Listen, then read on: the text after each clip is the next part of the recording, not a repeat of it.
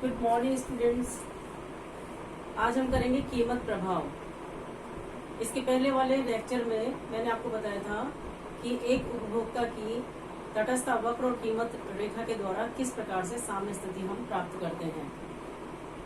उपभोक्ता की वह साम्य स्थिति बदल जाती है यदि उसकी आय बदल जाए, या दोनों वस्तुओं की कीमतें बदल जाए, या एक वस्तु की कीमत बदल जाए। ऐसी स्थिति में जो उपभोक्ता की प्रारंभिक साम्य स्थिति होती है वह बदल जाएगी। पहले वाले लेक्चर में जो मैंने बताया था उपभोक्ता की साम्य स्थिति क्या होती है, वो मैं एक बार आपको वापस बताना चाहूंगी, क्योंकि इसको करने से पहले हम उपभोक्ता की साम्य स्थिति को वापस करने की कोशिश करेंगे। जहां OX अक्ष पर X की मात्रा और OY अक्ष पर Y वस्तु की मात्रा को मापा गया है। और ये जो MN कीमत रेखा है, कीमत रेखा के बारे में जैसा कि तालिका में बताया गया है, इस तालिका के अनुसार कीमत रेखा मैंने MN कीमत रेखा ये बनाई है। जहाँ OM दूरी, जहाँ Y वस्तु की मात्रा है ये 0 से 5, यहाँ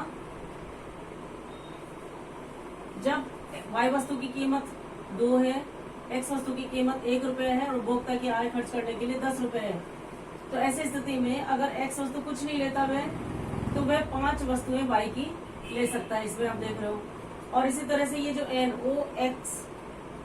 ON दूरी, X की 0 मात्रा, ये यहाँ पर X की पूरी मात्रा ON पर, जितना वह Y पर तो कुछ भी खर्च नहीं कर रहा, सारी वस्तुएं X को प्राप्त करने में लगा रहे हैं, तो ऐसी स्थिति में ये 10 इकाइयां X की खरीद सकता है। तो उपभोक्ता की आय में एक उपभोक्ता दोनों वस्तुओं की कीमतें दिए हुए होने पर कितनी मात्रा X की और कितनी मात्रा Y की प्राप्त करेगा, ये तालिका के अनुसार है। और इस तालिका को हमने रेखा चित्र बनाया है। तो X की वह मैक्सिमम 10 यूनिट ले सकता है और Y की वह अधिकतम 5 यूनिट ले सकता है। और ये जो रेखा बताती है, इस रेखा के हर बिंदु पर उपभोक्ता का कुल व्यय उसकी आय के बराबर होगा। दोनों वस्तुओं पर कुल व्यय उसकी आय के बराबर होगा। तो ये थी कीमत रेखा। और यदि अब मैं ये मानूं कि उपभोक्ता की आय 10 रुपए है, Y वस्तु की कीमत भी उतनी है, और उपभोक्ता की जो एक वस्तु X वस्तु की कीमत अगर 1 रुपए से घटकर आधा रुपया यानी 50 पैसे हो जाए और आय उतनी है, तो ऐसी स्थिति में जो क्वांटिटी ऑफ Y वो तो ऐसे रहेगा, क्योंकि Y की कीमत स्थिर है।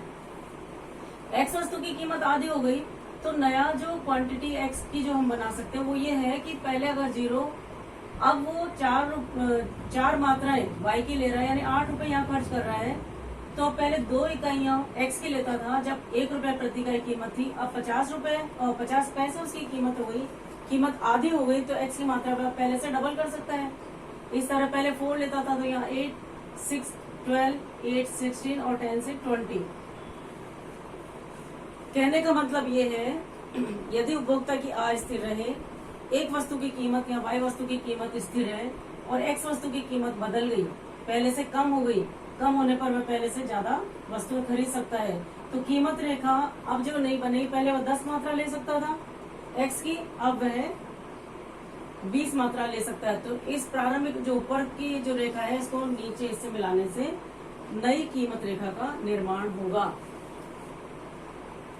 ये केवल ये बताने के लिए कि यदि उपभोक्ता जिन वस्तुओं का प्रयोग कर रहा है, उन वस्तुओं में से किसी भी वस्तु की कीमत बदल जाए या उपभोक्ता की आय बदल जाए, तो उपभोक्ता की जो पहले साम्य स्थिति थी वह साम्य स्थिति बदल जाती है।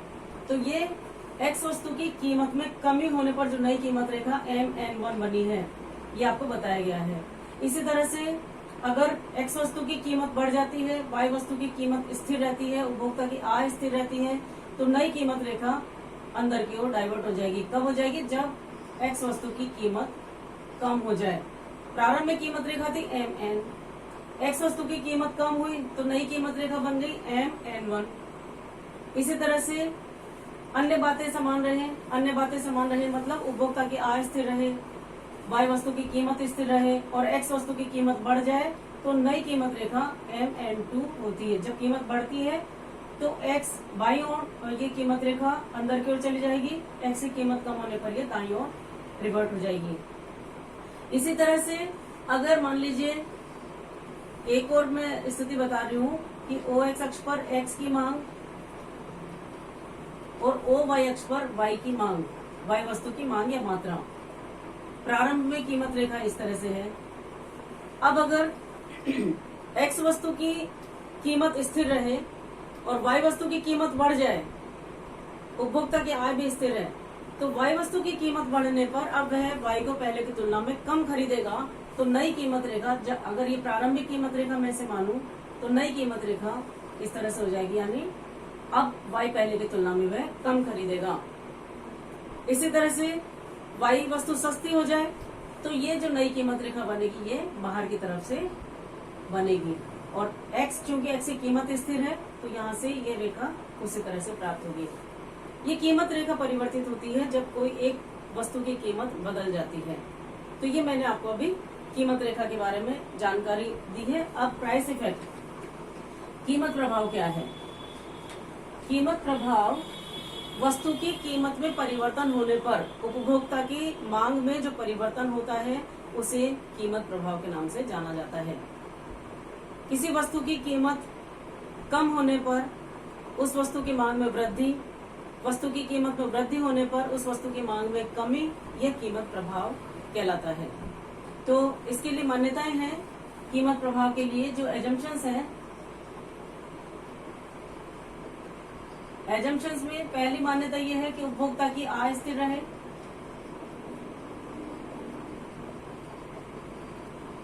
उपभोक्ता की आय स्थिर रहे। दूसरा, एक वस्तु की कीमत स्थिर रहे।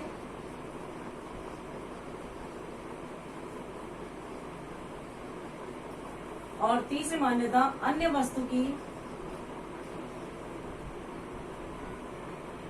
किसी वस्तु या अन्य वस्तु की कीमत, अन्य वस्तु की कीमत में परिवर्तन।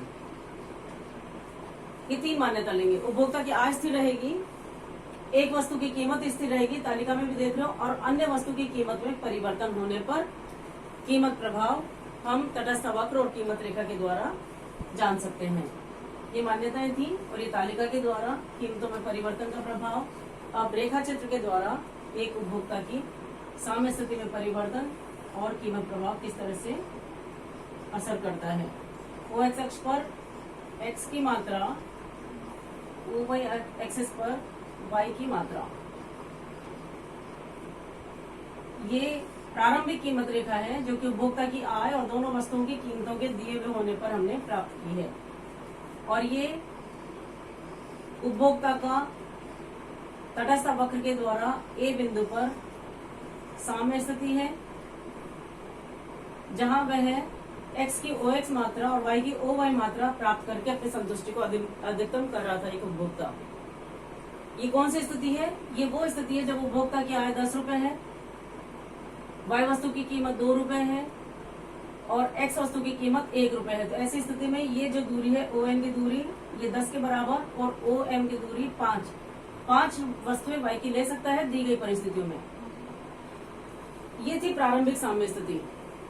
वैसे तो कई तटस्थ वक्र रेखाएं हो सकती हैं। इस तटस्थ वक्र के नीचे भी कई तटस्थ वक्र रेखाएं, इसके ऊपर भी कई तटस्थ वक्र रेखाएं होती हैं, क्योंकि उपभोक्ता का एक तटस्थ मानचित्र होता है। लेकिन हम ये मानते हैं कि केवल वही तटस्थ वक्र जो उपभोक्ता की साम्य स्थिति को प्रदर्शित करता है वही इसके लिए उपयुक्त माना जाएगा। अब एक्स वस्तु की कीमत कम हो जाए, जैसे मैंने बताया, अगर पहले 1 रुपया था, अब अगर 50 पैसे हो जाए एक्स वस्तु की कीमत, तो कीमत रेखा, चूंकि वाई वस्तु की कीमत स्थिर है, उपभोक्ता की आय स्थिर है, तो नई कीमत रेखा यहाँ से यहाँ तक की दूरी 10 है, तो अब वह उसी आय में पहले से अधिक मात्रा एक्स की खरीद सकता है। इसलिए नई कीमत रेखा अब MN1 बन जाती है। अब चूंकि ये साम्य बदल गया, कीमतें बदल गई, तो उपभोक्ता का साम्य बदल जाएगा, संतुलन बदल जाएगा। और जैसा कि मैंने आपको बताया कि एक उपभोक्ता का तटस्थ मानचित्र होता है जिसमें कई तटस्थ वक्र रेखाएं होती हैं। लेकिन मान लीजिए ये वाला तटस्थ वक्र ऊपर वाला कीमत रेखा के स्पर्श कर रहा है, अब चूंकि ऊपर वाले तटस्थ वक्र पर उपभोक्ता पहुंच जाता है, इसका मतलब उसे पहले से अधिक संतुष्टि प्राप्त हो रही है, यानी उसे पहले से अधिक मात्रा में वस्तु प्राप्त हो रही है। तो साम्य स्थिति यहाँ ए से बी हो जाती है। अब वह एक्स की मात्रा पहले OX लेता था, अब चूंकि x सस्ता हो गया तो वह x की OX1 मात्रा प्राप्त करता है। तो कीमत के कम होने पर, कीमत के घटने पर उसकी मांग पहले से बढ़ गई है और उपभोक्ता जो पहले ए बिंदु पर साम्य में था अब बी बिंदु पर साम्य स्थिति में आ जाता है। तो कीमतों में इस प्रकार से परिवर्तन होने पर उसकी मांग पर जो प्रभाव पड़ा है इसे प्राइस इफेक्ट या कीमत प्रभाव के नाम से जाना जाता है। और जब उपभोक्ता की साम्य स्थिति जब बदल जाती है तो इस बदली हुई साम्य स्थिति को प्रारंभिक साम्य स्थिति से मिलाने से नई साम्य स्थिति को प्रारंभिक साम्य स्थिति को मिलाने से जो रेखा बनती है वो PCC या कीमत उपभोग वक्र कहलाता है। कीमत उपभोग वक्र रेखा, price consumption curve. Price consumption curve क्या है, कीमत उपभोग वक्र क्या है? जब किसी वस्तु की कीमत में परिवर्तन होने पर उपभोक्ता की मांग में जो परिवर्तन हो जाता है, इसके परिणाम स्वरूप उपभोक्ता की साम्य स्थिति बदल जाती है। तो इन विभिन्न साम्य स्थितियों को मिलाने से जिस रेखा का निर्माण होता है उसे कीमत उपभोग वक्र कहा जाता है। तो आपको क्वेश्चन में शॉर्ट क्वेश्चन आ सकता है, कीमत उपभोग वक्र या PCC क्या है? तो आप जवाब दे सकते हो, कीमत उपभोग वक्र उपभोक्ता की किसी वस्तु की कीमत में परिवर्तन होने पर उसकी मांग में परिवर्तन हो जाता है और उसकी साम्य स्थिति बदल जाती है। इन बदली हुई साम्य स्थितियों को मिलाने से जो रेखा बनती है वह PCC या कीमत उपभोग वक्र रेखा कहलाती है। तो आपने देखा कीमत प्रभाव, आपने जो देखा ये है x वस्तु की कीमत में कमी का प्रभाव। इसी तरह से x की कीमत में वृद्धि का प्रभाव भी देख सकते हो। उसमें क्या होगा कि आप प्रारंभिक साम्य ये मान सकते हो और MN1 को प्रारंभिक कीमत रेखा मान सकते हो। फिर आप अगर x वस्तु की कीमत बढ़ गई तो नई कीमत रेखा हो जाएगी, MN हो जाएगी। प्रारंभ में B साम्य बिंदु हो जाएगा, अब जो साम्य बिंदु A हो जाएगा, पहले से कम मात्रा में खरीदेगा अगर कीमत बढ़ जाएगी तो आप इसको इस तरह से एक्सप्लेन कर सकते हो। इसी तरह से x वस्तु की कीमत स्थिर रहे और y वस्तु की कीमत बदल जाए तो ऐसी स्थिति में x की तरफ से कीमत रेखा वही रहेगी, y की तरफ से अगर y की कीमतें बढ़ जाएंगी तो ये अगला जो बिंदु होगा वो नीचे खरीदेगा, पहले से y कम खरीदेगा। तो इस प्रकार से कीमत रेखा बदल जाएगी उस स्थिति में जब किसी वस्तु की कीमत बदल जाती है। लेकिन हमें कीमत प्रभाव देखने के लिए एक वस्तु की कीमत को स्थिर मानना होगा और एक वस्तु जो अन्य दूसरी वस्तु है उसकी कीमत में परिवर्तन का प्रभाव हमें मांग पर देखना होगा, उसे कीमत प्रभाव कहा जाता है। तो आज आपने तटस्थ वक्र और कीमत रेखा के द्वारा जो उपभोक्ता की साम्य स्थिति बदल जाती है उसमें हमने पहला देखा है कीमतों में परिवर्तन का प्रभाव, जिसे कीमत प्रभाव कहा जाता है। धन्यवाद।